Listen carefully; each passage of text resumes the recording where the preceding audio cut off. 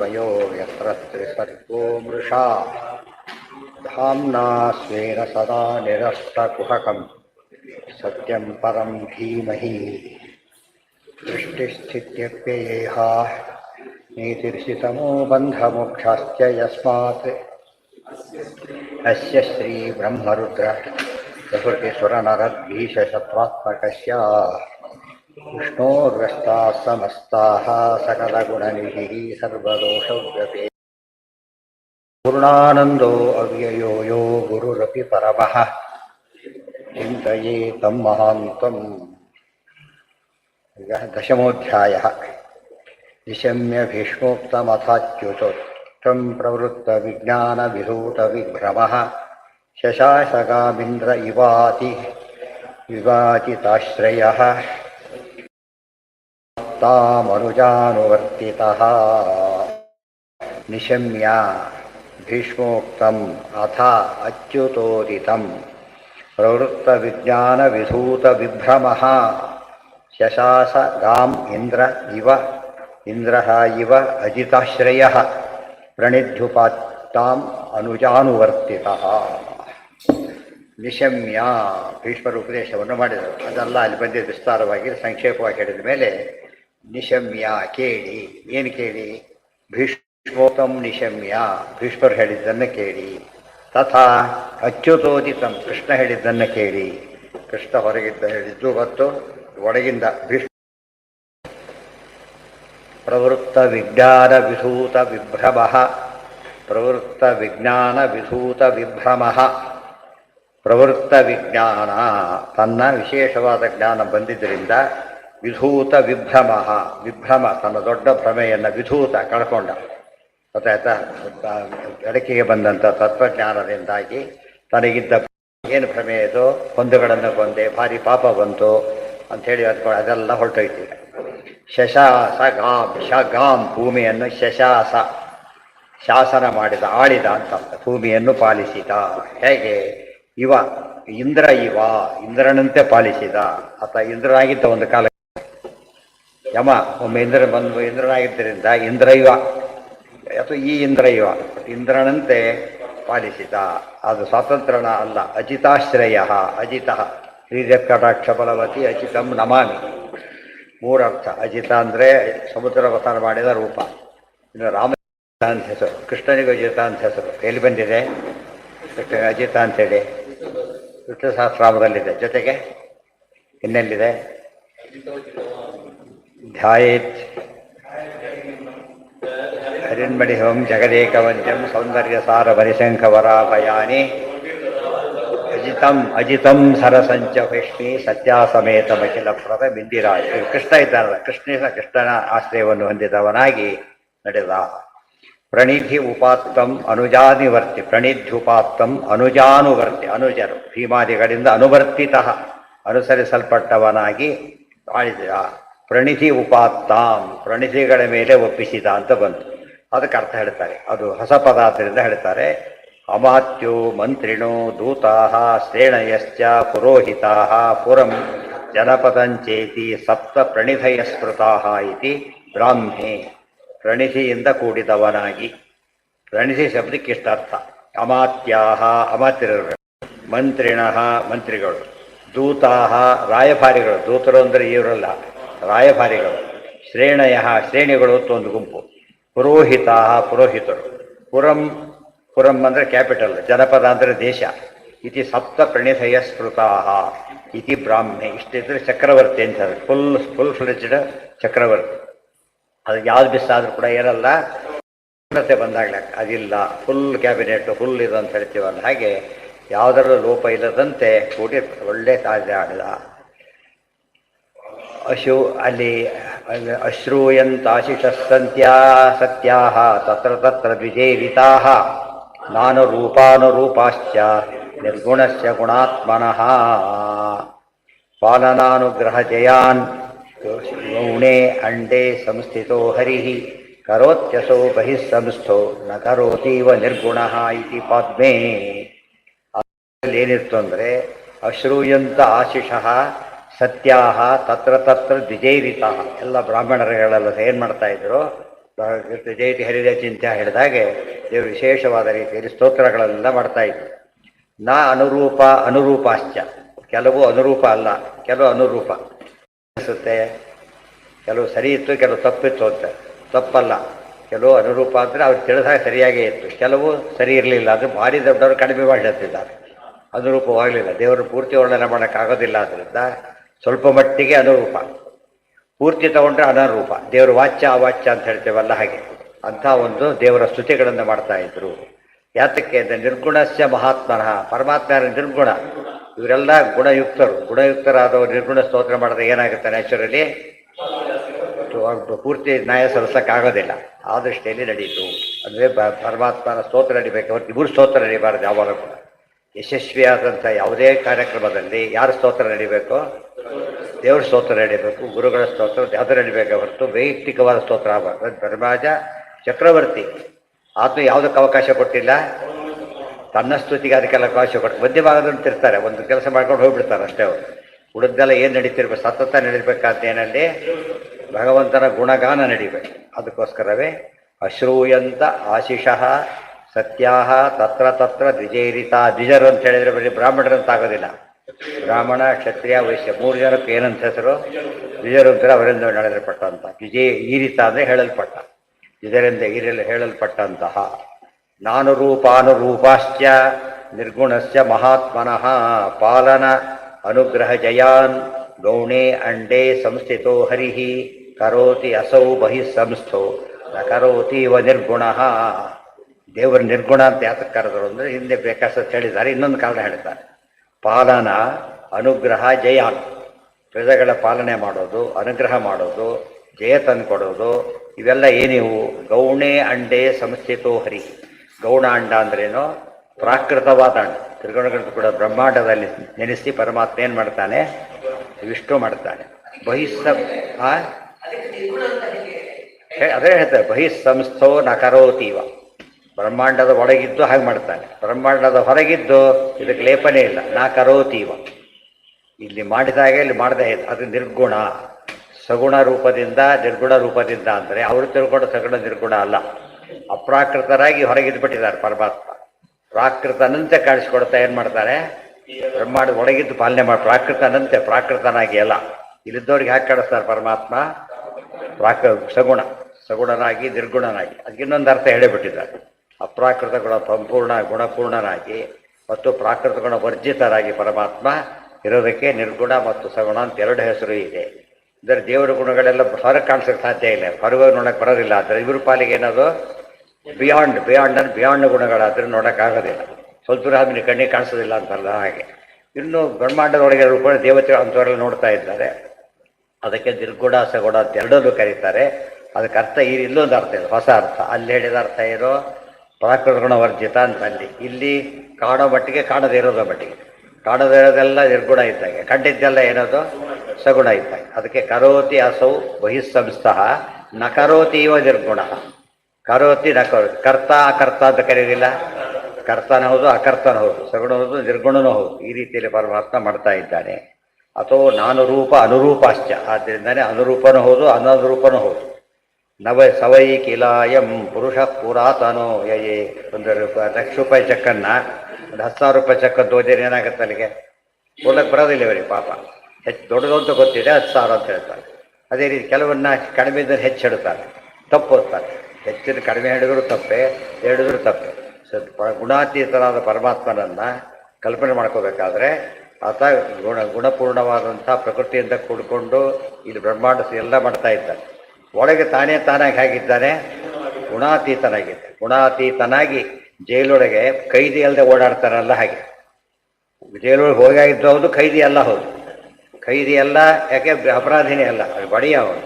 ಎಲ್ಲ ಕಡೆ ಓಡಾಡಿದ್ದಾನೆ, ಓಡಾಡಿದ್ದು ಹೌದು. ಅಲ್ಲೇನಾಯ್ತು, ಅಲ್ಲಿ ಜೈಲಿನವ್ರು ಇರೋದು ಹೌದು, ಇಲ್ಲದೆ ಇರೋದು ಹೌದು. ಆ ಕೈದಿ ಹಾಗಲ್ಲ, ಇರೋರೆ. ಹೊರಗಿನವರು ಇಲ್ಲದೆ ಇರೋರೆ, ಒಳಗೆ ಎಂಟ್ರಿ ಬಿಡ ಕಂಡ ಜೈಲೊಳಗೆ ನೋಡ್ಕೊಬರ್ತೀವ್ರು, ಬಿಡೋದಿಲ್ಲ ಹಾಗೆಲ್ಲ ಕೂಡ. ಅಥವಾ ನಾನುರೂಪಾನುರೂಪಾಶ್ಚ ಸವೈ ಕೀಲ. ಇವೆಲ್ಲ ಯಾತಕ್ಕೆ ಹೇಳ್ತಾರೆ ಅಂದರೆ ದೇವ್ರ ಬಗ್ಗೆ ಹೇಳಿದ ಮಾತುಗಳನ್ನು ಅಪಾರ್ಥ ಮಾಡ್ಕೊಂಡ್ಬಿಟ್ಟು ತಕ್ಕ ನಿರ್ಗುಣ ಅಂತ ಹೇಳ್ಬಿಡು, ಅಕರ್ತ ಅಂತ ಹೇಳ್ಬಿಡು. ಹಾಗೆಲ್ಲ ಹೇಳಬಾರ್ದು. ಒಂದು ದೃಷ್ಟಿಕೋನದಿಂದ ಹೇಳಿರ್ತಾರೆ, ಅರ್ಥ ಮಾಡ್ಕೋಬೇಕೇ ಹೊರತು ಹಾಗೆಲ್ಲ ಹೇಳ್ಕೊಡು. ಎಲ್ಲಿದೆ ಕರೋತಿ ಇವ ಅಂದರೆ ಅದೇ ಕರೋತಿ ಇವ ಅಂದ್ರೇನು? ಕರ್ತ ಅಕರ್ತ. ಕರೋತಿ ಇವ ಗುಣದಲ್ಲಿದ್ದು ಮಾಡ್ತಾ ಇದ್ದಾನೆ ನಮ್ಮಂತೆ ಎಂಬ ಕಾಣಿಸ್ತಾನೆ. ಆ್ಯಕ್ಚುಲಿ ಹಾಗಿಲ್ಲ. ಹಿಡಿದಲ್ಲ ಮರದೊಳಗೆ ಗಿಡದೊಳಗೆ ಚಂದ್ರ ಕಾಣಿಸ್ತಿದ್ದಾನೆ. ಗಿಡದೊಳಗೆ ಚಂದ್ರ ಇದ್ದಾನ ಮತ್ತು ಎಷ್ಟು ಸಾವಿರಾರು ಕಿಲೋಮೀಟರ್ ದೂರ ಇದ್ದ, ಲಕ್ಷಾಂತರ ಕಿಲೋಮೀಟರ್ ದೂರ ಇದ್ದಾರೆ ನೋಡಿ. ಅಷ್ಟರೊಳಗೆ ಮತ್ತೆ ಇದೇ ದೊಡ್ಡದು, ಅದೇ ಚಿಕ್ಕದ ಗಂಡ ಕಾಣೋದು. ಯಾತಕ್ಕದು? ಈ ದೃಷ್ಟಿಗೆ ಅಷ್ಟೇ ಕಾಣೋದು. ಈ ಕಡೆ ಹೊರ ಈಗ ನೋಡಿ ಅವ್ರ ಹೊರ ಇಲ್ಲ, ಅದೆಲ್ಲ ಸ್ವಲ್ಪ ಈ ಕಡೆ ಬಂದು ನೋಡ್ತಾರೆ, ಸಂಬಂಧನೇ ಇಲ್ಲ. ಆ ರೀತಿಯಲ್ಲಿ ಇದ್ದಾನೆ. ಅದು ಮನುಷ್ಯರ ದೃಷ್ಟಿ ಇತಿಮಿತಿಗಳಿಗೆ ತಕ್ಕಂತೆ ದೇವರು ಕಾಣಿಸ್ತಾರೆ. ಸವೈ ಕಿಲಾಯಂ ಪುರುಷ ಪುರಾತನೋ ಯಯೇಕ ಆಸೀದ ವಿಶೇಷ ಆತ್ಮನಿ ಅಗ್ರೇ ಗುಣೇಭ್ಯೋ ಜಗದಾತ್ಮನೀಶ್ವರೇ ನಿಮೀಲಿತಾತ್ಮ ನಿಶಿ ಸುಪ್ತ ಶಕ್ತಿಷು ಸತ್ವಾದಿಶಕ್ತಿಷು ಸಹ ವೈ ಕಿಲ ಅಯಂ ಪುರುಷಃ ಪುರಾತನಃ ಯಹ ಏಕಃ ಆಸೀತ್ ಅವಿಶೇಷಃ ಆತ್ಮನಿ ಅಗ್ರೇ ಗುಣೇಭ್ಯಃ ಜಗದಾತ್ಮನಿ ಈಶ್ವರೇ ನಿಮೀಲಿತಾತ್ಮ ನಿಶಿ ಸುಪ್ತಶಕ್ತಿಷು. ಪ್ರಳಯ ಕಾಲದಲ್ಲಿ ಪರಮಾತ್ಮ ಹೇಗಿದ್ದಾನೆ? ಆಸೀದುದಾರ ಗುಣವಾರಿಸಿರ ಪ್ರಮೇಯ ನಾರಾಯಣ ಪರತಮಃ ಪರಮಾತ್ಸ ಏಕಃ ಸಂಶಾಂತ ಸಂವಿದಖಿಲಂ ಜಠರೇ ನಿಧಾಯ ಲಕ್ಷ್ಮೀಭುಜಾಂತರಗತಃ ಪರತೋಪಿ. ಆ ಶ್ಲೋಕ ಸೃಷ್ಟಿಯ ಪರಮಾತ್ಮ ಹೇಗಿದ್ದ ಮತ್ತು ಎಲ್ಲ ಒಟ್ಟು ಸಮ್ಮರಿ ಇದೆ. ಎಲ್ಲೆಲ್ಲಿ ಏನೇ ಹೇಳಿದ್ದಾರೆ ಸಂಗ್ರಹ. ಇಲ್ಲಿ ನೋಡಿ, ಸವೈ ಕಿಲಾಯಂ ಪುರುಷಃ, ಇದೇ ಪುರುಷನೇ ಪುರಾತನಃ. ಪರಮಾತ್ಮ ಎಂದೂ ಚೇಂಜ್ ಆಗೋದಿಲ್ಲ. ಅವತ್ತು ಇವತ್ತು ಒಂದೇ ಅಂತ ಹೇಳ್ತಾರಲ್ಲ, ಹಾಗೇ ಇದ್ದಾನೆ. ಸನಾತನ ಅಂದರೂ ಒಂದೇ, ಪುರಾತನ ಅಂದರೂ ಒಂದೇ. ಸಹ ಯಹ ಏಕಃ, ಯಾರ ಅಧೀನನೂ ಇಲ್ಲ. ಫ್ರೀಯ ತನ್ನಷ್ಟು ತಾನೇ ಇದ್ಬಿಟ್ಟಿದ್ದಾರೆ. ಆ ಶ್ರೀದ ಅಂದರೆ ಇಷ್ಟೆಲ್ಲ ಇದ್ದಾಗಲೂ ನೋ ಡಿಫರೆನ್ಸು. ನಾನು ಒಬ್ಬನೇ ಇದ್ದಾಗಲೂ ಏನೂ ವ್ಯತ್ಯಾಸ ಇಲ್ಲ. ಕೆಲವು ಒಬ್ಬನೇ ಇದ್ದರೆ ಬೋರ್ ಆಗುತ್ತಲ್ಲ, ಆ ಥರ ಅವೆಲ್ಲ ಇಲ್ಲ. ಮತ್ತು ತೀರಾ ಇದಾದರೂ ಇಲ್ಲ, ಎಕ್ಸೈಟ್ ಆಗೋದು ಯಾವುದೂ ಇಲ್ಲ ದೇವರಿಗೆ. ಅವಿಶೇಷ ಆತ್ಮನೆ, ಅದಕ್ಕೆ ಅವಿಶೇಷ. ಪರಮಾತ್ಮನಲ್ಲಿ ಏನಿಲ್ಲ, ವ್ಯತ್ಯಾಸಗಳಿಲ್ಲೇ ಇಲ್ಲ. ಅಗ್ರೇ ಗುಣೇಭ್ಯ, ಅಗ್ರೇ ಅಂದ್ರೇನು? ಅಗ್ರೇ ಆಸೀದುದಾರ ಗುಣಾರಿರ ಅಪ್ರಮೇಯ ನಾರಾಯಣ ಪರತಮಃ ಸ ಏಕಃ ಸಂಶಾಂತ ಸಂವೇದಖಿಲಂ ಜಠರೇ ನಿಧಾಯ ಲಕ್ಷ್ಮೀ ಭುಜಾಂತರಗತಃ ಪರತೋಪಿ ಚ ಅಗ್ರೇ. ಅಗ್ರೇ ಅಂದರೆ ಸೃಷ್ಟಿಗೆ ಪೂರ್ವದಲ್ಲಿ ಅಂತ ಅರ್ಥ. ಅಗ್ರೇ ಗುಣೇಭ್ಯ ಜಗದಾತ್ಮನಿ. ಗುಣೇಭ್ಯ ಈ ಸತ್ವಾದಿ ಗುಣಗಳಿದ್ದಾರಲ್ಲ ಅದರ ಮೇಲೆ. ಗುಣ ಶಬ್ದಕ್ಕೆ ಇನ್ನೊಂದು ಅರ್ಥ, ಬ್ರಹ್ಮಾದಿ ದೇವತೆಗಳು ಅವರೆಲ್ಲ ಗೌಣರು ಅಂದ್ರೇನು? ದೇವರ ಮುಂದೆ ಸೆಕೆಂಡರಿ. ಆ ರೀತಿಯಾಗಿರ್ತಕ್ಕಂಥ ಜೊತೆಗಿದ್ದಾನೆ. ಆತ್ಮನಿ ಈಶ್ವರೇ ನಿಮೀಲಿತಾತ್ಮ. ಕಣ್ಣು ಮುಚ್ಕೊಂಡ್ಬಿಟ್ಟಿದ್ದಾನೆ ಪರಮಾತ್ಮ. ಪ್ರಳಯ ಕಾಲದಲ್ಲಿ ಏನು ಮಾಡಿದ್ದಾನೆ? ಪರಮಾತ್ಮ ಕಣ್ಣು ಮುಚ್ಕೊಂಡ್ರಷ್ಟೇ, ತೆಗೆದ್ರಷ್ಟೇ. ಯಾತಕ್ಕೆ? ಸದಾ ಜಾಗೃತ, ನೋಡೋದಕ್ಕಷ್ಟೇ. ಯೋಗ ನಿದ್ರಾ. ನಿಮೀಲಿತಾತ್ಮ ನಿಶಿ ನಿಶಿ ಅಂದರೆ ಪ್ರಳಯ ಕಾಲದಲ್ಲಿ ಅಂತ ಅರ್ಥ. ಸೃಷ್ಟಿಕಾಲ ಎಲ್ಲ ಹಗಲಿದ್ದಾಗೆ, ಪ್ರಳಯ ಕಾಲ ಎಲ್ಲ ರಾತ್ರಿ ಇದ್ದಾಗೆ. ನೈಟ್ ವರ್ಕ್ ಅದು ಅಭ್ಯಾಸ ಇದ್ದಿಲ್ಲ. ಈ 24/7 ಬಂದರೆ ಕೆಟ್ಟೋಯ್ತು. ಮೊದಲೆಲ್ಲ ರಾತ್ರಿ ಅಂದ್ರೇನು? ಕೆಲಸ ಇಲ್ಲ ಆಗ ಅಂತ ಅರ್ಥ. ಇದು ಕೆಲಸ ಇದೆ ಅಂತ ಅರ್ಥ. ಆ ದೃಷ್ಟಿಯಲ್ಲಿ ಇದ್ದಾರೆ. ಅದೇ ಯಾನಿಶಾ ಸರ್ವಭೂತಾನ ತಸ್ಯಾಂ ಜಾಗೃತಿ ಸಮಯ. ದೇವರಿಗೆ ಅನ್ವಯ ಮಾಡಿಬಿಟ್ರು ಅದನ್ನು. ಯಾನಿಶ ಎಲ್ಲರೂ ಬಂದಿದ್ದು ಪರಮಾತ್ಮ ಎದ್ದು ಕೂತಿದ್ದಾರೆ. ಪ್ರಳಯ ಕಾಲದಲ್ಲಿ ಯಾರು ಬೇಯ್ತಿರೋದು? ದೇವರು ಸಂಯಮಿ, ರಮಾದೇವಿ ಸಮೇತ ಇನ್ಯಾರೂ ಇಲ್ಲ. ಆಮೇಲೆ ಯಸ್ಯಾಂ ಜಾಗೃತಿ ಭೂತಾನಿ ಸಾನಿಶಾ ಪಶ್ಯತೋ ಮುನೇ. ಇವರೆಲ್ಲ ಇದ್ದಾರೆ. ಆಗಲೂ ಹೇಗಿದ್ದಾರೆ ಪರಮಾತ್ಮ? ರಾತ್ರಿ ಇದ್ದಾಗ. No difference. ಪರಮಾತ್ಮನಿಗೆ ಯಾವ ವ್ಯತ್ಯಾಸಗಳಿದೆ? ಆಗಲೂ ರಾತ್ರಿ ವ್ಯತ್ಯಾಸನೇ ಇಲ್ಲ. ಉಳಿದವ್ರು ಹೇಗಿದ್ದಾರೋ ಹಾಗೆ ಅವ್ರ ಮೇಲೆ ಲೆಕ್ಕ ಹಾಕಬೇಕೆ ಹೊರತು 24/7 ಕರೆಂಟ್ ಫುಲ್ ಇದ್ದಾಗ ಲೈಟ್ ಹೋದ್ರೂ ಗೊತ್ತಾಗಲ್ಲ, ಇದು ಬಂದರೂ ಗೊತ್ತಾಗಲ್ಲ. ಅದು ಎಷ್ಟೋ ಸತ್ತು ಹೋದ್ರು ದೊಡ್ಡದು ಇಟ್ಕೊಂಡ್ಬಿಟ್ಟಿದ್ದಾರೆ. ಇಟ್ ಮೇಕ್ಸ್ ನೋ ಡಿಫರೆನ್ಸ್ ಇದ್ದಾಗ.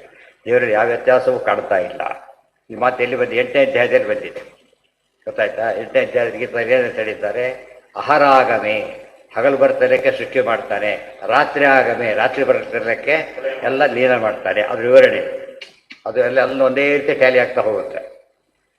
ಸತ್ವಾದಿಶಕ್ತಿಷು. ಸತ್ವಾದಿಶಕ್ತಿಗಳು ಅಂದ್ರೇನು? ಸತ್ವಗುಣ, ರಜೋಗುಣ, ತಮೋಗುಣ. ಅಭಿಮಾನಿ ದೇವತೆಗಳನ್ನು ಶಕ್ತಿ ಅಂತ ಕರೀತಾರೆ. ಅಭಿಮಾನಿ ದೇವತೆಗಳು ಶ್ರೀ ಭೂ ದುರ್ಗಾ, ಅವಕ್ಕೆ ಶಕ್ತಿಗಳು ಅಂತ ಹೇಳಿದ್ರು. ಇವೆಲ್ಲ ಜಡ ಪದಾರ್ಥಗಳು. ಅದಕ್ಕೆ ಸತ್ವಾದಿಶಕ್ತಿಷು ಅಂದರೆ ಅಲ್ಲಿ ಹೇಳಿದ ಅರ್ಥ ಮಾಡ್ಕೋಬೇಕು. ಸತ್ವ ನಿಯಾಮಕ ಶ್ರೀದೇವಿ, ರಜೋ ನಿಯಾಮಕ ಭೂದೇವಿ ನಿಯಾಮಕರಾದವರು, ತಮೋಗುಣ ನಿಯಾಮಕರು ದುರ್ಗಾದೇವಿ ಅಂತೇಳಿ ಅನುಸಂಧಾನ ಮಾಡ್ಕೋಬೇಕು.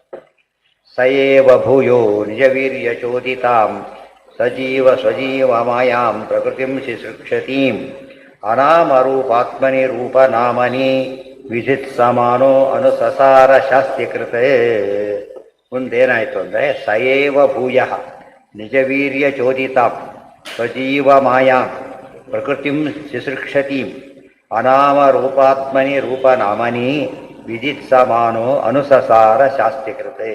ಸೃಷ್ಟಿ ಪ್ರಾರಂಭವನ್ನು ಮಾಡಿದ ಸಯೇವ ಅದೇ ಪರಮಾತ್ಮನೇ, ನೋ ಚೇಂಜ್. ಭೂಯ ನಿಜ ಬಂದು ಯಾಕೆ ಅದೇ ಅವನಂತ ಹೇಳ್ತಾರೆ ಅಂದರೆ, ಬಂದು ಸ್ವಲ್ಪ ಹೀಗಿದ್ದ, ಸ್ವಲ್ಪ ಇಂಪ್ರೂವ್ ಆದ, ಹಾಗೆಲ್ಲ ತಿಳ್ಕೋಬಾರ್ದು ಅಂತ ಹೇಳೋದಕ್ಕೆ ಸಯೇವ ಅದೇ ಪರಮಾತ್ಮನೇ.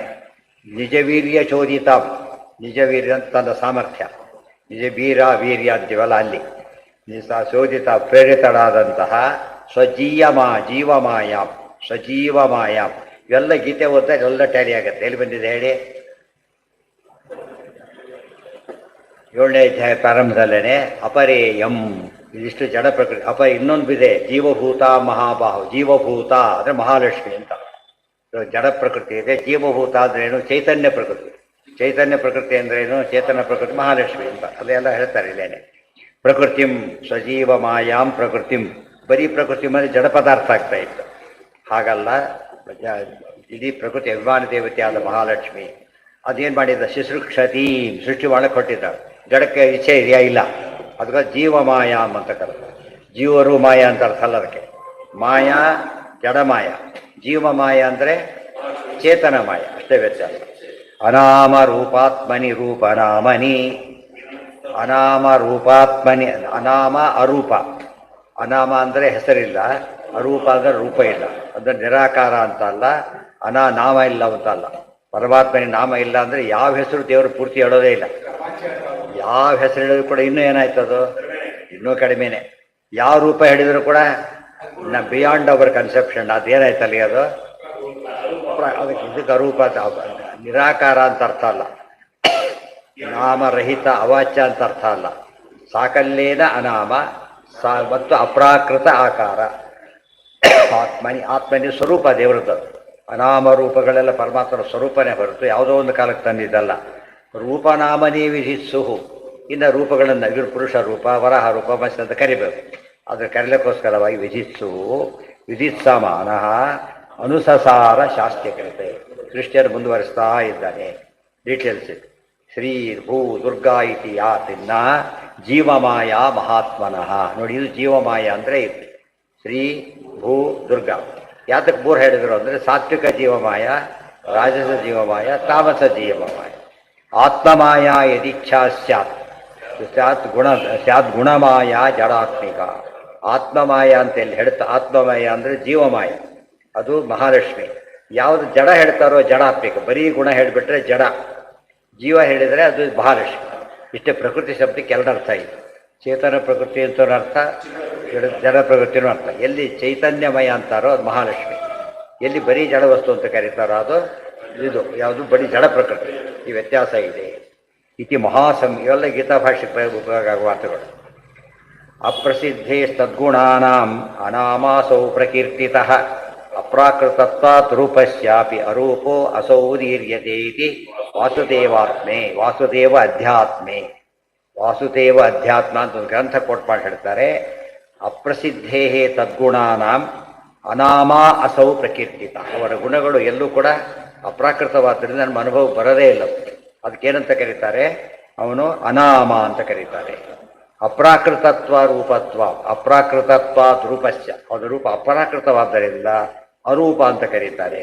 ಅಸೌ ಉದೀರ್ಯತೆ. ಇದು ನೆನ್ಪಿಟ್ಕೊಂಡ್ಬಿಟ್ರೆ ಎಲ್ಲೇ ಬರಲಿ ತಕ್ಷಣ ಕೋಟ್ ಮಾಡ್ಕೊಂಡ್ಬಿಟ್ರೆ ಮುಗಿದೋಯ್ತು. ಎಷ್ಟೋ ಸರ್ತಿ ವಾಕ್ಯಗಳು ಬರುತ್ತೆ, ಎಲ್ಲ ಪುರಾಣದಲ್ಲೂ ಬರುತ್ತೆ. ಎಲ್ಲ ಪುರಾಣಕ್ಕೆ ಆಚಾರ್ಯ ಬರಲಿಕ್ಕೆ ಹೋಗಲಿಲ್ಲ. ಇಲ್ಲಿ ಹೇಳಿದ ಮೇಲೆ ಏನಾಯ್ತದೋ ಎಲ್ಲದಕ್ಕೂ ಅಪ್ಲೈ ಮಾಡ್ಕೋಬೇಕು. ಉಳಿದ ಬರೋದಿಲ್ಲ ಅಂದ್ಬಿಡ್ತಾರೆ. ಅನ್ಬಾರ್ದು ಅಂತಾನೆ ಪುರಾಣ ಸ್ಥಾನಪಾಂಥಾನ. ಯಾರು ಪುರಾಣ ಓದಕ್ಕೆ ಇಷ್ಟಪಡ್ತಾರೋ ಭಾಗವತಾತ್ಮ ನಿರ್ಣಯ ಬರೆದರು ಅಂದರೆ ಓದೋದು ಒಂದು ಪುರಾಣ, ಅರ್ಥ ಆಗೋದೆಲ್ಲ ಎಲ್ಲ ಪುರಾಣ. ಇದು ವಿಶೇಷ. ಅಪ್ರಸಿದ್ಧೇ ತದ್ಗುಣಾನಾಮಸೌ ಅನಾಮಾಸೌ ಪ್ರಕೀರ್ತಿತಃ ಅಪ್ರಾಕೃತತ್ವಾತ್ ರೂಪಸ್ಯಾಪಿ ಅರೂಪೋ ಅಸೌ ಉದೀರ್ಯತೆ ಇತಿ ವಾಸುದೇವಾಧ್ಯಾತ್ಮೆ. ಯದಾ ಹ್ಯಧರ್ಮೇಣ ತಮೋಧಿಕಾ ನೃಪ ಜೀವಂತಿ ತತ್ರ ಇವ ಹಿ ಸಾತ್ವತಃ ಕಿಲ ಧರ್ಮಂ ಭಗಂ ಸತ್ಯಮೃತಂ ದಯಾಮೃತಂ ಭವಾಯ ರೂಪಾಣಿ ದಧದ್ಯುಗೇ ಯುಗೇ. ಎಲ್ಲ ಸಂಭವಾಮಿ ಆತ್ಮ ಯುಗೇ ಯುಗೇ ಅಂತ ಅದೇ ಮಾತು ಹೇಳ್ತಾರೆ. ಮತ್ತೆ ಹೇಳೋ ರೀತಿ ಬೇರೆ ಅಷ್ಟೇ. ಸಾತ್ವಿಕಾನಾಂ ಅನುಗ್ರಾಹಕಃ. ಯದಾ ಹಿ ಅಧರ್ಮೇಣ ತಮೋಧಿಕಾ ನೃಪಾ ಜೀವಂತಿ. ಯಾವಾಗ ಅದು ತಮೋಧಿಕಾ ನೃಪ, ತಮಸ್ಸು ಅಧಿಕವಾದಾಗ ರಾಜರೆಲ್ಲ ಏನು ಮಾಡ್ತಾರೆ? ಅಧರ್ಮೇಣ ಜೀವಂತಿ, ಧರ್ಮ ಬಿಟ್ಟು ಬಿಡ್ತಾರೆ, ಅಧರ್ಮ ಮಾರ್ಗದಲ್ಲಿ ಬದುಕ್ತಾರೆ. ತತ್ರೈವ ಹಿ ಸಾತ್ವತಃ ಕಿಲ. ಅದೇ ಸಮಯಕ್ಕೆ ಪರಮಾತ್ಮ ಏನು ಮಾಡ್ತಾನೆ? ಯಾರು ಎಫೆಕ್ಟೇ ಇಲ್ಲ, ಅವತಾರ ಮಾಡಿ ಅದೆಲ್ಲ ಸರಿ ಮಾಡ್ತಾನೆ. ಮತ್ತೆ ಧರ್ಮಂ ಭಗಂ ಸತ್ಯಂ ಋತಂ ದಯಾಂ ಯಶಃ ಭೈವಾಯ ರೂಪಾಣಿ ದಧದ್ಯುಗೆ ಯುಗೆ. ಧರ್ಮ ಭಗ, ಭಗ ಅಂದರೆ ಐಶ್ವರ್ಯ. ಏನು ಎಲ್ಲಿದೆ ಅದು?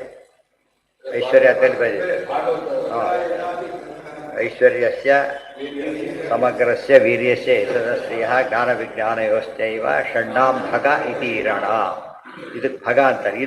ಇದ್ದವನು ಭಗವಾನ್, ಧನ ಧನವಾನ್, ಭಗ ಭಗವಾನ್. ಅದಕ್ಕೆ ಭಗ ಭಗಂ ಸತ್ಯಂ ಋತಂ ದಯಾಂ ಯಶಃ ಭವಾಯ ರೂಪಾಣಿ. ಇವೆಲ್ಲದಕ್ಕೋಸ್ಕರ ಪರಮಾತ್ಮ ಏನು ಮಾಡ್ತಾನೆ?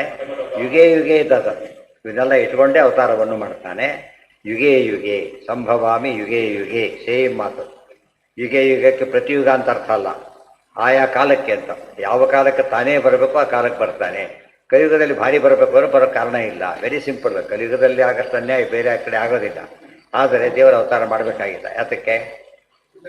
ಇವ್ರು ಯಾರು ಹೊರಗಿರೋ ತೊಗೊಂಡು ಬರೋರಲ್ಲ, ಬರ್ತಾರೆ, ಒಟ್ಟು ಕೊನೆ ರೋಗ ಬಂದು ಹೋಗ್ತಾರೆ, ನೆಕ್ಸ್ಟ್ ಎಲೆಕ್ಷನಲ್ಲಿ ಹೋಗ್ತಾರೆ, ಏನೋ ಇರ್ತದೆ. ಅವ್ರು ಬರ್ಬೇಕು 5 ವರ್ಷ 10 ವರ್ಷ, ಜಾಸ್ತಿ ಇಲ್ಲ. ಅವ್ರು ಆಗಲ್ಲ. ಹೊರ ಇದ್ಬಿಟ್ಟು ಏನು ಮಾಡ್ತಿದ್ರು ಅವರು? ಕೊಲ್ದವರು ಹೋಗ್ತಾನೆ, ದೇವ್ರು ಬಂದೇ ಕೊಲ್ಬೇಕು, ಹಾಗಿರ್ತೀವಿ. ಅದರಿಂದ ಸಮಸ್ಯೆನೇ ಇಲ್ಲ. ರೂಪಾಣಿ ರಥ ಜನ ಅನ್ಸೋದೇನು? ಎಲ್ಲ ಕತೆ ಹೇಳ್ತೀರಿ, ಹಾಗಿತ್ತು ಇದು ಇದೇನು ಕಡಿಮೆ ಆಗಿಲ್ಲ, ಇವತ್ತು ಹರಿತಿ ಇದೆ, ದೇವ್ರು ಬರಲೇಬೇಕಲ್ಲ ನ್ಯಾಚುರಲಿ ಅಂದರೆ ಬರೋದಿಲ್ಲ. ಅವರೇ ಹೋಗ್ಬೇಕಾದ್ರೆ ಮತ್ತೆ ಬರಬೇಕು, ಸ್ವಲ್ಪ ತಿರಿ ಹೋಗುತ್ತೆ ಅಂತಾರಲ್ಲ, ಹಾಗೆ ಯಾವುದು ಹೋಗ್ಲಿಕ್ಕೆ ಸಾಧ್ಯ ಇಲ್ಲ ಅದನ್ನೇನು ಮಾಡ್ತಾರೆ? ತಾನೇ ಬರಬೇಕು. ಅದು ಕಲಿಯುಗದಲ್ಲಿ ಅತಿ ಕೆಟ್ಟ ಯುಗವಾದರೂ ಕೂಡ ಪ್ರತಿಯೊಂದು ಟೆಂಪರರಿಯ ಮತ್ತೆ ಚೇಂಜ್ ವ್ಯಕ್ತಿ ಚೇಂಜ್ ಆಗ್ತಾನೆ ಇರ್ತಾರೆ. ಇದು ರಾತ್ರಿ ಆದ್ದರಿಂದ ಅದು ಕಂಟಿನ್ಯೂ ಆಗ್ತಾನೆ ಇರುತ್ತೆ. ಆದರೆ ಸಾತ್ವತ ಸಜ್ಜನರಿಗೆ ಏನೂ ಭಯ ಇಲ್ಲ, ಸರಿಯಾಗಿದ್ದವ್ರಿಗೆ ಏನಿಲ್ಲ ಇದರೊಳಗೆ. ನಮ್ಮ ತಂಟೆ ಬರೋದೇ ಇಲ್ಲ. ಯಾಕೆಂದರೆ ಅವ್ರ ಪಾಡಿಗೆ ನಾವು ಮಾಡೋ ಕೆಲಸ ಗಡ್ಡಿ ಮಾಡಿದ್ರೆ ಸಾಕಷ್ಟೇ.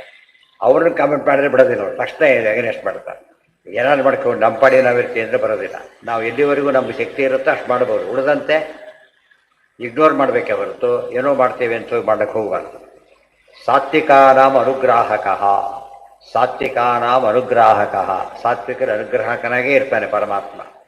ಅಗುಣೋಪಿ ಪರೋ ದೇವೋ ಹಿ ಅನುಗೃಹಾತಿ ಸಾತ್ವಿಕಾನ್ ದೇವಾಂಸ್ತು ಮಾನವಾನ್ ಮಧ್ಯಾನ್ ಉಪೇಕ್ಷ ಕ್ಲೇಶ್ಯತೆ ಅಸುರಾನಿತಿ ಬ್ರಹ್ಮದರ್ಶನೆ. ಹೆಸರೇ ಬ್ರಹ್ಮದರ್ಶನ ಅಂತ ಗ್ರಂಥ. ಅದರಲ್ಲಿ ಹೇಳ್ತಾರೆ, ಅಗುಣ ಅಪಿ ಪರಹ ದೇವ, ಅವನು ಅಪ್ರಾಕೃತ ಗುಣರಹಿತನಾದರೂ ಕೂಡ ಅನುಗೃಹಾತಿ ಸಾತ್ವಿಕ, ಸತ್ವಗುಣ ಇರ್ತಕ್ಕಂಥ ಸಾತ್ವಿಕರನ್ನು ಅನುಗ್ರಹಿಸ್ತಾನೆ. ದೇವಾಂಸ್ತು ಯಾರವರು? ದೇವತೆಗಳು. ಮಾನವಾನ್ ಮಧ್ಯಾನ್ ಉಪೇಕ್ಷ, ಮಧ್ಯದವರು ಮಾನವರು, ಮಧ್ಯ ಮಾನವರು ರಾಜಸ, ಅವರು ಉಪೇಕ್ಷೆ ಮಾಡ್ತಾನೆ. ಕ್ಲೇಶ್ಯತಃ ಅಸುರಾನ್, ಅಸುರರಿಗೆ ಹಿಂಸೆ ಕೊಡ್ತಾನೆ. ಇವರಿಗೆ ಸುಖ, ಅವರಿಗೆ ಎರಡು, ಇವರಿಗೆ ದುಃಖ. ಈ ರೀತಿಯಾಗಿ ಅವರವರ ಯೋಗ್ಯತೆ ತಕ್ಕಂತೆ ಕೊಡ್ತಾ ಹೋಗ್ತಾನೆ. ಸಾತ್ವತ ನಾವು ಎಣಿಸ ಎಷ್ಟೋ ಸತ್ತೆ ನಮಗೆ ಸಿಟ್ಟು ಬರುತ್ತೆ. ಭಾರಿ ಅವಸರ, ನಮಗೆ ಗೊತ್ತಿರೋ ಭಾರಿ ಕೆಟ್ಟವನು, ಬೆರೀತಿರ್ತಾನೆ ಒಂದೇ ಸಮನೆ. ನೋಡಿದ್ರೆ ಏನಿದು, ನಾವೆಲ್ಲ ಕಷ್ಟಪಡ್ತೀವಿ, ಅವರೆಲ್ಲ ದುಃಖ ಪಡ್ತಾರಲ್ಲ ಅಂತ ಯೋಚನೆ ಮಾಡೋದು ಅಲ್ಲ. ಸುಖ ದುಃಖ ಒಂದು ಹೊರಗೆ ಕಾಣೋದಲ್ಲ, ಒಳಗಿರೋದು. ಅರ್ಥ ಆಯ್ತಾ ನಿಮಗೆ? ನೋಡ್ಲಿಕ್ಕೆ ಹೇಗೆ ಕಾಣಿಸ್ತಾನೆ ಅವನೀಗ? ಹತ್ರ ಹೋಗಿ ಅಯ್ಯೋ ಶುರು ಮಾಡ್ತಾನೆ. ಎಷ್ಟೋ ಜನ ಹಾಗೇನೆ ಭಾರಿ, ಯಾರಕ್ಕೆ ಅಯ್ಯೋ ನಮ್ಮ ಕತೆ ಏನು ಹೇಳ್ತೇನೆ ಅವಾಗ ಸುಖ ಒಳಗಿಂದು. ಅದು ಯಾರಿಗೆ ಕೊಡೋದಿಲ್ಲ ಪರಮಾತ್ಮ, ಯೋಗ್ಯರಿಗೆ ಪಾತ್ರ ಕೊಡೋದವ್ರಿಗೆ ಕೊಡೋದೇ ಇಲ್ಲ. ಆವಾಗ ಅಯ್ಯೋ ಎಷ್ಟು ದೇವರೇ ಪುಡ್ಡಾರ ಅವರು. ಅವ್ರು ಹೇಳಕ್ಕೆ ಬರಲ್ಲ, ಕೂತ್ರು ಹೇಳಕ್ಕೆ ಬರಲ್ಲ, ಇದು ಮಾಡಕ್ಕೆ ಬರಲ್ಲ, ಯಾರು ಡಿಪೆಂಡೆನ್ಸು ಓದಿರೋದು ಬರೋದಿಲ್ಲ. ಅವರು ಗೊತ್ತಾಯ್ತಾ? ಇದು ಹೇಳಿದ್ರೆ ಬಿಟ್ಟು ಹೋಗ್ತಾರೆ. ಒಂದಲ್ಲ ಎರಡಲ್ಲ, ಬೇರೆಯವ್ರು ಯಾರು ಇಲ್ಲೇ ಇಲ್ಲ. ಎಲ್ಲರ ಅನುಭವ ಅದು, ಹೆಚ್ಚು ಭಾಳ ಹೇಳಬೇಕಾಗಿಲ್ಲ ಅದ್ರ ಬಗ್ಗೆ. ಅವ ಉಳಿದವ್ರು ಹೇಳೋ ಒಬ್ಬ ಸದ್ಯ ವಾಯ್ಸಪ್ಪ ಬಡವ, ಏನು ಯೋಚನೆ ಇಲ್ಲ. ಆ ರೀತಿ ತಿಳ್ಕೊಂಡ ಸುಖ ದುಃಖಗಳನ್ನು ಹೊರಗಿನಿಂದ ಆಡಿಲಕ್ಕೆ ಹೋದ್ರೆ ತಪ್ಪದು. ಗೊತ್ತಾಯ್ತು? ಎಲ್ಲಿಂದ ಬರಬೇಕದು? ಒಳಗಿಂದ. ಆದರೆ ಅವ್ರ ಬಾಯಲ್ಲೇ ಬರಬೇಕು ಹೊರತು ಬೇರೆ ಇಲ್ಲ. ಅದು ಸುಖವಾಗಿದ್ದಿದ್ರೆ ಈ ಬರ್ತಾನೆ ಇರಲಿಲ್ಲ. ತಿಳಿತಾ? ಇನ್ನು ಹೊರಗಿಂದ ನೋಡಿ ಏನು ತಿರುಗಿ ಮಾಡ್ತೇವೆ ನಾವೀಗ? ಓಹೋ ಭಾರಿ ಭಾರಿ ಪುಣ್ಯವಂತರು ಅಂತ ಅಲ್ಲ. ಧಾರಕತ್ವಾತ್ ಧರ್ಮರೂಪೋ ಹಿ ಐಶ್ವರ್ಯಾದೇರ್ಭಗೋ ಹ್ಯಸೌ ಸತ್ಯ ಆನಂದರೂಪ ಭಗ ಸಾತ್ವತಃ ಸಾತ್ವಿಕ ಸ್ನೇಹಾತ್ ಸತ್ವೋ ಹಿ ಆನಂದರೂಪತಃ ಇತಿ ಬ್ರಹ್ಮವೈವರ್ತೆ. ನೋಡಿ, ಸತ್ವವಾನ್ ಸಾತ್ವಿಕ ಎಲ್ಲ ವಿಷ್ಣು ಸಹಸ್ರ ಇದೆ. ಇಲ್ಲಿ ಆಚಾರ್ಯ ಹೇಳಿದ್ದಾರೆ. ಅವ್ರ ಹೆಸರಿಡೋದು ವಿಷ್ಣು ಸಹಸ್ರ ಭಾಷ್ಯ ಅಂತ ಬರೀಲಿಲ್ಲ. ಆದ್ರೆ ಏನಾಗಿದೆ ಆ್ಯಕ್ಚುಲಿ ಅಷ್ಟಕ್ಕೂ ಅನೇಕ ಒಂದೊಂದಕ್ಕಂತೂ ಅನೇಕ ಅರ್ಥ ಹೇಳ್ತಾರೆ, ಬರೀ ಒಂದರ್ಥ ಅಲ್ಲ. ಆ ರೀತಿ ಬರೋದು ಆತ್ಮಶಬ್ದಕ್ಕೆಲ್ಲ ಕಲೆಕ್ಟ್ ಮಾಡಿದರೆ 2-3 ಪುಟ ಆಗುತ್ತೆ ಬರೀ. ಅವ್ರು ಬರೀ ಕೊಟೇಶನ್ ಕೊಟ್ಟಿದ್ದಾರೆ. ಪುರುಷ ಶಬ್ದ ಆತ್ಮಶಬ್ದ ಕೆಲವು ಶಬ್ದಗಳಿಗೆ ಅವ್ರು ಏನು ಬೊಕ್ಕರ್ಥ ಅಂತ ಹೇಳಿದ್ರಲ್ಲ ಅದಕ್ಕೆ ಸಾಕ್ಷಿ ಅದು. 2 ಪುಟಾರು ಮುಗಿಯೋದಿಲ್ಲ ಕೊಟೇಶನ್, ಸರ್ವೂರದ್ದೇನೆ ಅಷ್ಟು ದೊಡ್ಡದಾಗಿರುತ್ತೆ. ಧಾರಕತ್ವ ಸಾತ್ವತಃ ಸಾತ್ವಿಕ ಸ್ನೇಹ, ಸಾತ್ವಿಕ ಸಾತ್ವತಾಂಪತಿ ಅಂತ ಬಂತು. ಸಾತ್ವತಾಂಪತಿ ಮೇಲ್ನೋಟಕ್ಕೆ ಸಾತ್ವ ತರೋದು ಯಾದವರು ಅಂತ ಅರ್ಥ. ಯಾದವ್ರ ಪತಿ ದೊಡ್ಡ ವಿಚಾರಣ ಅದು ಅಲ್ಲ. ಯಾಕೆ ಇಡೀ ವಿಶ್ವದೊಳಗೆ ಒಂದು ಮೈನರ್ ಸೆಕ್ಟ್ ಆಯ್ತು, ಆಗಲ್ಲ. ಸಾತ್ವ ಇವರೆಲ್ಲ ಸಾತ್ವರು, ಸತ್ವಗುಣ ಇರೋರೆಲ್ಲರೂ ಸಾತ್ವಿಕರಾದ್ದರಿಂದ ವ್ಯಾಪ್ತಿ ಎಷ್ಟು ಬಂತೀಗ? ಎಂಟೈರ್ ಯೂನಿವರ್ಸಲ್ಲಿರೋ ಎಲ್ಲರೂ ಬಂದೋಯ್ತು. ಸತ್ವ ಆನಂದ ರೂಪತಃ, ದೇವಿ ಸತ್ವ ಅಂತ ಯಾತ ಕರೀತಾರೆ? ಆನಂದ ರೂಪ ಅಂಥೇಳಿ. ಸತ್ವವಾನ್ ಅಂದರೆ ಏನು? ಆನಂದ ರೂಪವಾನ್ ಅಂತ ಅರ್ಥ. ಧಾರಕತ್ವ ಧರ್ಮರೂಪೋ ಐಶ್ವರ್ಯಾದಿರ್ಭಗೋಹ್ಯಸಃ ಅಸೌ ಸತ್ಯ ಆನಂದರೂಪತ್ವಾತ್ ಋತೋ ಜ್ಞಾನಸ್ವರೂಪತಃ ಯಶೋ ಹಿ ಅಲಂ ಪ್ರಸಿದ್ಧತ್ವಾತ್ ದಯಾ ಹಿ ಕರುಣಾಕರಃ ಇತಿ ತಂತ್ರಭಾಗವತೆ. ಅಲ್ಲಿ ಹೇಳಿದ ಪದಗಳಿಗೆಲ್ಲ ಅರ್ಥ ಹೇಳ್ತಾರೆ. ಏನಂತ ಬಂತಲ್ಲಿ? ಧರ್ಮಂ ಭಗಂ ಸತ್ಯಂ ಋತಂ ದಯಾಂ ಯಶಃ ಇವಿಷ್ಟು ಕೂಡ, ಇವಿಷ್ಟು ಒಂದೊಂದು ಅರ್ಥ ಹೇಳಿದರು. ಧಾರಕತ್ವ ಧರ್ಮರೂಪ, ಎಲ್ಲವನ್ನು ಧರಿಸಿದ್ದಾರಾದ್ದರಿಂದ ದೇವರಿಗೆ ಧರ್ಮ ಅಂತ ಹೆಸರು. ಧರ್ಮೋ ಧರ್ಮವಿದುತ್ತಮ ಅರ್ಥ ಬಂತದ್ದು. ಧರ್ಮೋ ಧರ್ಮವಿದುತ್ತಮ. ಆಮೇಲೆ ಧರ್ಮ ಐಶ್ವರ್ಯಾದ್ ಭಗವಹಿ ಅಸೌ, ಭಗ ಐಶ್ವರ್ಯಾದಿ, ಐಶ್ವರ್ಯಾತ್ ಅಂದರೆ ಐಶ್ವರ್ಯಾದೇಹೆ ಆರಿದೆಯಲ್ಲ, ಐಶ್ವರ್ಯಾದೇಹೆ ಅದಕ್ಕೆ ಭಗವಾನ್ ಭಗ ಅಂತ ಕರೀತಾರೆ. ದೇವರು ಭಗ ಅಂತ ಕರಿಬೋದು, ಭಗವಾನ್ ಅಂತ ಕರಿಬೋದು. ಯಾಕೆ ದೇವರ ಗುಣಗಳಿಗೇನಿಲ್ಲ ವ್ಯತ್ಯಾಸ ಇಲ್ಲ. ಅದರಿಂದಾಗೇನೆ ಭಗ ಅಂದರೂ ಪರಮಾತ್ಮನೇ, ಭಗವಾನ್ ಅಂದರೂ ಪರಮಾತ್ಮ. ಆನಂದ ಅಂದರೂ ಅವನೇ, ಆನಂದಿ ಅಂದರೂ ಅವನೇ. ವಿಶೇಷ ದೇವರ ಬಗ್ಗೆ. ಯಾಕೆ ನಮ್ಮ ಗುಣಗಳು ಜಡಗುಣಗಳಾದಾಗ ಧನ ಅಲ್ಲಿದೆ, ನಾವು ಇಲ್ಲಿದ್ದೇವೆ. ಆದ್ದರಿಂದ ಅದೇ ನಾವು ಅಂತ ಹೇಳಕ್ಕೆ ಬರೋದಿಲ್ಲ. ಯಾಕೆ ಅದು ಇದ್ರೆ ಹೋಗಿ ಈಗ ಬಂದಾಗ ಧನವಾನ್ ಹೋದ ಧನವಾನ್ ಅಲ್ಲ. ದೇವ್ರಿಗೆ ಆಗಲ್ಲ, ಒಳಗೆ ಇರೋದ್ರಿಂದಾಗಿ ಏನು ಕರೆದು ಏನದು ಅಷ್ಟೇ. ಎಷ್ಟೊತ್ತು ಹೇಳ್ತಿರ್ತಾರೆ, ಇದು ಸಾರ ನೀರು, ಇದು ಸಾರ ನೀರು. 3-4 ರೂಪಾಯಿ 5 ರೂಪಾಯಿಗೆ ಏನು ಮಾಡ್ತಾರೆ ಪಾಪ ಅವರು? ಬರೀ ನೀರು. ಅದೇನಂತ ಬರೀ ನೀರು, ಅದೇನು ಸಾರಲ್ಲ, ನೀರು. ಪದನೇ ಬೇರೆ ಆಗೋಯ್ತು. ಅದು ಹೆಚ್ಚು ನೀರಿದೆ ಅಂತ ಅರ್ಥ. ಮತ್ತು ಸಾರಲ್ಲ ಅಂತ ಯಾಕೆ ಹೋಗ್ಬಾರ್ದು? ಸಾರದ ಹೆಸರಿದೆ, ಆ ಗುಣಗಳಿಲ್ಲ ಅಂತ ಅರ್ಥ. ಏವಂ ಗುಣಸ್ವರೂಪಾಣಿ. ಸತ್ಯ ಅಂದ್ರೆ ಏನು? ಆನಂದ ರೂಪ. ಸತ್ಯ ಎಲ್ಲಿ ಅರ್ಥ ಬೇಕು ನಮಗೀಗ? ಸತ್ಯಂ ಪರಂ ಧೀಮಹಿ, ಆನಂದ ರೂಪಂ ಧೀಮಹಿ ಅಂತ ಅರ್ಥ. ಸತ್ಯನಾರಾಯಣ, ಆನಂದ ರೂಪ ನಾರಾಯಣ. ಇಲ್ದವ್ರು ಏನಾಗ್ತಿತ್ತು? ಸುಳ್ಳು ನಾರಾಯಣ, ಸತ್ಯನಾರಾಯಣ ಅರ್ಥ ಅಲ್ಲ. ಅಲ್ಲಿ ಸತ್ಯ ಶಬ್ದಕ್ಕೆ ಅರ್ಥ ಇದೆ. ಸತ್ಯ ದೇವರಿಗೆ ಸತ್ಯ ಅಂತಾನೆ ಹೆಸರಿದೆಯಲ್ಲ, ಬಿಟ್ಟು ಹೆಸರು ಬರುತ್ತೆ. ಸತ್ಯ ಸಮಾತ್ಮ ಸಮಃ. ಆದ್ದರಿಂದ ಆನಂದ ರೂಪ ಮತ್ತು ಆನಂದ ರೂಪತ್ವಾತ್ ಸತ್ಯ. ಆಮೇಲೆ ಜ್ಞಾನರೂಪತಃ ಋತಃ. ಋತ ಅಂದರೆ ಜ್ಞಾನ, ಗತವು ಅಂತ ಧಾತು. ಆದ್ದರಿಂದ ಆ ಜ್ಞಾನರೂಪನಾಗಿದ್ದಕ್ಕೆ ಋತ, ಆನಂದ ರೂಪನಾಗಿದ್ದಕ್ಕೆ ಸತ್ಯ. ಸತ್ಯಂ ತ್ವರ್ತೇನ ಪರಿಶೀಲಿಸಿ ಅವೆಲ್ಲ ಸಂದೆ ಇದಕ್ಕೂ ಬೇಕು, ಊಟ ಮಾಡಕ್ಕೂ ಬೇಕು ಇವೆಲ್ಲ ಕೂಡ. ಯಾಕೆ? ಸತ್ಯಂ ತ್ವರ್ತೇನ, ದೇವರಿಂದನೇ ನಾವು ಇದು ಮಾಡ್ತೇವೆ ಹೊರತು ನಾವೇನು ಕೊಳ್ಳಕ್ಕೆ ಬರೋದಿಲ್ಲ. ಸಕೃತೇನ ತುಷ್ಯೇತ್ ಅಂತ ಹೇಳ್ತಾರೆ. ಏವಂ ಗುಣ ಸ್ವರೂಪಾಣಿ ದಧದ್ಯುಗೇ ಯುಗೆ. ಇಷ್ಟೇ ಗುಣಗಳು ಹೊಂದಿ, ಈ ಗುಣಗಳ ಪೂರ್ಣಿತ ರೂಪಗಳನ್ನು ಯುಗೇ ಯುಗೆ ಸ್ವೀಕಾರವನ್ನು ಮಾಡ್ತಾರೆ. ಯಶಃ ಹಿ ಅದಂ ಪ್ರಸಿದ್ಧತ್ವ ದಯಾ ಹಿ ಕರುಣಾಕರ. ಯಶೋ ಹಿ ಅದಂ ಪ್ರಸಿದ್ಧನಾದಾಗ ಯಶಸ್ಸು ಅಂತ ಕರೀತಾರೆ. ಕೀರ್ತಿ ಬೇರೆ, ಯಶಸ್ಸು ಬೇರೆ. ಹಿಂದೆ ಹೇಳಿದ್ದಾರೆ ಆಚಾರ್ಯರು. ಕೀರ್ತಿ ಪ್ರತ್ಯಕ್ಷತ ಸ್ತುತಿ. ಎದುರಿಗೆ ಹೊಗಳಿದರೆ ಕೀರ್ತಿ, ಇಲ್ಲದೆ ಹೋದಾಗ ಹೊಡೆದರೆ ಯಶಸ್ಸು. ಅದಕ್ಕೇನು ಮಾಡಬೇಕು? ಯಶೋವಂತರಾಗಬೇಕು ಅಂದರೆ ಅವ್ರು ಯಾವ ಕೀರ್ತಿ ಇದ್ದ ಹೋದ ತಕ್ಷಣ ಹೋಯ್ತು, ಸದ್ಯ ಅವ್ರ ಕಥೆ ಮುಗಿತು ಅಲ್ಲಿಗೆ. ಆ ಸೆಂಡ್ ಆಫ್ ಕೊಟ್ಟರೆ ಮತ್ತೆ ಮರೆತು ಬಿಡ್ತಾರೆ. ಇದು ಹಾಗಲ್ಲ. ಯಾರು ಬಂದು ಅವರಿದ್ದರು ನೋಡ್ರಿ ಮತ್ತೆ ಹೇಳ್ತಾರೆ, ಅದು ಕೀರ್ತಿ, ಅದು ಯಶಸ್ಸು, ಇದು ಕೀರ್ತಿ. ರಫ್ಲಿ ಎರಡು ಒಂದೇ. ಎರಡು ಒಟ್ಟಿಗೆ ಹೇಳಿದಾಗ ಏನು ಮಾಡಬೇಕು? ಪ್ರಸಂಗರೂಢ ಅರ್ಥ ಹೇಳಬೇಕು. ಯಶೋ ಹಿ ಅಲಂ ಪ್ರಸಿದ್ಧತ್ವಾತ್. ಎಲ್ಲ ಕಡೆ ಪ್ರಸಿದ್ಧರಾದ್ದರಿಂದ ಯಶೋರೂಪ ಅಂತ ಕರೀತಾರೆ. ದಯಾ ಹಿ ಕರುಣಾಕರ. ದೇವರ ದಯಾ ಅಂತ, ದಯಾವಾನಲ್ಲ, ದಯಾನೇ. ಎಷ್ಟಿದೆ ದಯಾ ಅಂದರೆ ಅವನೇ, ಗೊತ್ತಾಯ್ತಾ? ಅದಕ್ಕೋಸ್ಕರ ದಯಾವಾನ್ ಕರುಣಾಕರ. ಕರುಣಾಪೂರ್ಣ ವರಪ್ರದ ಚರಿತಂ ಜ್ಞಾಪಯ್ಯವೇತಿ. ಕರುಣಾಪೂರ್ಣ ಅಂದ್ರೆ ಕರುಣಾಕರ. ಆಕರ ಅಂದ್ರೇನು? ತುಂಬಿದವನು, ಕರುಣಾಪೂರ್ಣ. ಏವಂ ಗುಣಸ್ವರೂಪಾಣಿ ದಧದ್ಯುಗೆ ಯುಗೆ. ಇಂಥ ಸ್ವರೂಪಗಳನ್ನೇ ಪರಮಾತ್ಮ ಸ್ವೀಕಾರ ಮಾಡ್ತಾನೆ ಹೊರತು ಬೇರೆ ಯಾವ ಸಂಬಂಧನೂ ದೇವರಿಗಿಲ್ಲ. ಏತಾ ಪುರಾ ಸ್ತ್ರೀತ್ವಮವಾಪ್ತಯೇ ಸಮಂ ನಿರಸ್ತ ಶೋಕಂ ಬತ ಸಾಸು ಕುರ್ವತೆ. ಯಾಸಾಂ ಗೃಹಾತ್ಯುಷ್ಕರಲೋಚನಾಲೋಚನ ಪತಿರ್ ನ ಜಾತ್ತು ಅಪೈತಿ ಆಕೃತಿಭಿರ್ ಹೃದಯ ಸ್ಪೃಶನ್. ಇದು ನೋಡಿ 26ರಿಂದ 31ಕ್ಕೆ ಜಂಪ್ ಆಗಿದೆ. ಕೃಷ್ಣಾವತಾರದ ಬಗ್ಗೆ ಹೇಳ್ತಾ ಇನ್ನು ಸುಮ್ಮನೆ ಓದ್ಬಿಟ್ಟು ಲಿಂಕೆ ಸಿಗೋದಿಲ್ಲ. ಒಂದು ಶ್ಲೋಕ ನೋಡ್ಕೊಂಡು ಓದ್ತಾ ಹೋಗ್ಬೇಕು. ಭಾಗವತ ಓದ್ತಾ ಓದ್ತಾ ಅರ್ಥ ಬಂದಾಗ ಎಲ್ಲಿ ಬಂದಾಗ ತಕ್ಷಣ ನೋಡಿದರೆ ಮ್ಯಾಚ್ ಆಗುತ್ತೆ. ವಿಜಯಧ್ವಜರ ಕೋಟ್ ಮಾಡ್ತಾ ಹೋಗ್ತಾರೆ. ಅರ್ಥ ಇಲ್ಲ ಬರೆದೇ ಇದ್ದಲ್ಲಿ ಅರ್ಥ ಬರೀತಾರೆ. ಬರದ ಅರ್ಥ ತಾವು ಬರೆದು ಬಿಟ್ಟು ತದುಕ್ತಮ್ ಅಂತ ಇದು ಕೋಟ್ ಮಾಡಿಬಿಡ್ತಾರೆ. ಇಲ್ಲೇನ ಎಲ್ಲ ಹೇಳಿದ್ದೆಲ್ಲ ಚಲಿಸ್ಕೊಂಡ್ಬಿಡ್ಬೇಕಿದೆ. ಹೇಳಿಬಿಟ್ರೆ ಆದರೆ ಮತ್ತೆ ಹೇಳೋದಕ್ಕೆ ಹೋಗಲಿಲ್ಲ. ಏತಾ ಪುರ ಇಲ್ಲೇನು ಕೃಷ್ಣ ತನ್ನ ಪತ್ನಿಯನ್ನು ವಿಹಾರ ಮಾಡ್ತಿದ್ದಾನೆ. ಇಲ್ಲಿ ಬಂದರೆ ಈಗ ಕೃಷ್ಣಾವತಾರಕ್ಕೆ ಅವ್ರು ಯಾರು ಅಂತ ಪ್ರಶ್ನೆ ಬಂದರೆ ಹೇಳ್ತಾರೆ, ಏತಾ ಪುರ ಸ್ತ್ರೀತ್ವ ಸಮಾಪ್ತಯೇ ಸಮಂ ನಿರಸ್ತ ಶೋಕಂ ಪಥ ಸಾಧು ಕುರ್ವತೆ. ಅವರೆಲ್ಲ ದೊಡ್ಡ ತಪಸ್ಸನ್ನು ಮಾಡಿದವರು. ಕೃಷ್ಣ ಪತ್ನಿಯರಾಗಬೇಕು ಅಂತಾನೆ ತಪಸ್ಸು ಮಾಡಿ ಹುಟ್ಟು ಬಂದವರು. ಸ್ತ್ರೀತ್ವಮಾಪ್ತಯೇ ಸ್ತ್ರೀತ್ವ ಹೊಂದೋದಕ್ಕೋಸ್ಕರವಾಗಿ ಸಮಂ ಅಂದರೆ ಒಟ್ಟಾಗಿ ಎರಡೆರಡು. ಒಂದು ಕೃಷ್ಣನ ಪತ್ನಿಯರಾಗಬೇಕು, ಒಟ್ಟಿಗೆ ಆಗಬೇಕು. 1 by 1 ಆದರೆ ಬೇರೆ ಬೇರೆ ಕಾಲ ಆಗ್ತಿತ್ತು. ಒಟ್ಟಿಗೆ ಆಗಬೇಕಂತ ಸಮಂ ಅಂದರೆ ಸಾಕಂ ಸಮಂ ಸಹ ಎಲ್ಲ ಎನ್ನುವುದು ಜೊತೆಗೆ ಅಂತ ಅರ್ಥ. ನಿರಸ್ತ ಶೋಕಂ ಪಥ ಸಾಧು ಕುರ್ವತೆ. ನಿರಸ್ತ ಶೋಕ ಪರಮಾತ್ಮ ಸಮನಾದವನು, ಒಳ್ಳೆಯ ಸದ್ಗುಣ ಪೂರ್ಣ. ಅವನಿಗೋಸ್ಕರವಾಗಿ ಯಾಸಾಗೃಹಾತ್ ಪುಷ್ಕರ ಲೋಚನ ಪತಿ. ಇಲ್ಲಿ ಏನಾಯಿತು ಅಂದರೆ ಪರಮಾತ್ಮ ಏನು ಮಾಡಿದ್ದಾನೆ, 16,108 ರೂಪ ಸ್ವೀಕಾರ ಅಷ್ಟು ಜನ ಜೊತೆಗೂ ಇದ್ದಾನೆ. ನಮಗೇನು ಅನಿಸುತ್ತೆ ಕೆಲವು ಸಲ, ಅಷ್ಟು ಜನ ಯಾಕೆ ಇರಬೇಕು ಗೊತ್ತಾಯ್ತಾ? ಎಷ್ಟೋ ಜನ ಎಲ್ಲೋ ಕೆಲವರೆಲ್ಲ ಎಷ್ಟೋ ಜನ ಪತ್ನಿಯರಿದ್ದಾರೆ. ಚಿತ್ರಕೇತರಾದ್ರೆ ಎಷ್ಟು ಜನ ಪತ್ನಿಯರಿದ್ದರು? 10 ಕೋಟಿ. ಕೃಷ್ಣನ ಏನು ಲೆಕ್ಕ ಇಲ್ಲ, ಆ ಥರ ಇಲ್ಲ. ಆದರೆ ಕಂಪೇರ್ ಮಾಡೋಕ್ಕೆ ಬರೋದಿಲ್ಲ. ಆದ್ರೆ 10 ಕೋಟಿನೋ 1000 ಕೋಟಿನೋ ಲೆಕ್ಕ ಇಲ್ಲ. 16,100 ಆತೀರ 10 ಕೋಟಿ ರೂಪ ತೊಗೊಂಡಿರಲಿಲ್ಲ, ಒಬ್ಬನೇ ಅಷ್ಟೇ. ಆದರೆ ದೇವರು ಹಾಗಲ್ಲ, ಅಷ್ಟು ರೂಪ ತಗೊಂಡಿದ್ದಾನೆ. ನಮಗೊಂದು ಪ್ರಶ್ನೆ ಬಂತು ಮತ್ತೆ, ಅಂತೂ ದೇವರು ಹೆಣ್ತನ್ ಬಿಟ್ಟು ಇರೋದಿಲ್ಲ ಅಂತ ಆಯ್ತು. ಗೊತ್ತಾಯ್ತಾ? ಆಫೀಸು ಇಲ್ಲ ದೇವರಿಗೆ, ಆದ್ದರಿಂದ ಅಲ್ಲೇ ಎದ್ದು ಬಿಡ್ತಾನೆ. ಅದೇನ ಸ್ತ್ರೀಲೋಲ ಅಂತ ಒಂದು ಪ್ರಶ್ನೆ ಬಂತು.